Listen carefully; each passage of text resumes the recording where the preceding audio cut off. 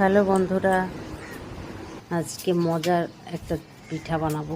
তেলের পিঠা বারান্দায় বসে মাটির চুলে, খুব মজা হবে। চলো, তো চুলাটা আমি আগেই ধরিয়ে রেখেছিলাম, কিন্তু বাতাসের কারণে একটু ঘুরপাক খাচ্ছে, ধোঁয়াটা চোখে মুখে আসছে।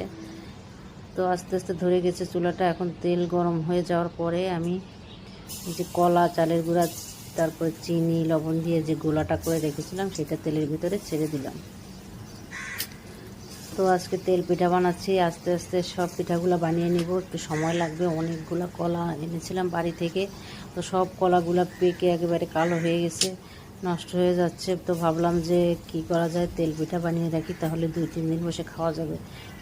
এবং বাচ্চারা এই পিঠাগুলো খেতে খুব পছন্দ করে। তো সেই জন্য আজকে বারান্দায় বসে মজা করে পিঠা বানাচ্ছি। তো আমি মাঝে মধ্যে এই মাটির চুলায় রান্নাও করি বারান্দায় বসে। আমার খুব ভালো লাগে মাটির চুলায় রান্না করতে। আজকে পিঠা বানাচ্ছি, তো ভাবলাম যে আপনাদের সাথেও শেয়ার করি।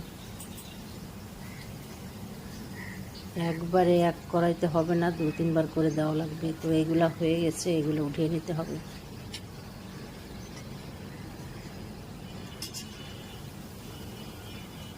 দেখুন কি সুন্দর কালার আসছে পিঠাগুলার। তেল থেকে এগুলো উঠিয়ে নিচ্ছি। তো আরেকবার দিলে মনে হয় হয়ে যাবে।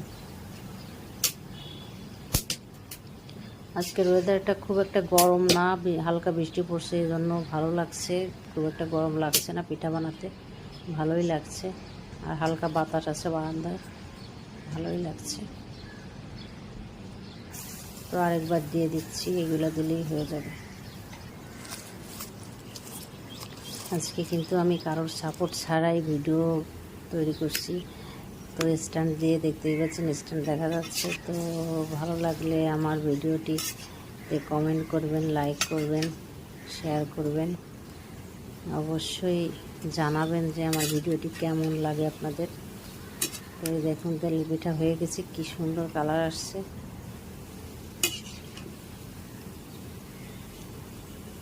ভালো থাকবেন সবাই, সুস্থ থাকবেন। আবার দেখা হবে নেক্সট ভিডিওতে। সেই পর্যন্ত সবাই ভালো থাকবেন। Tata, bye bye.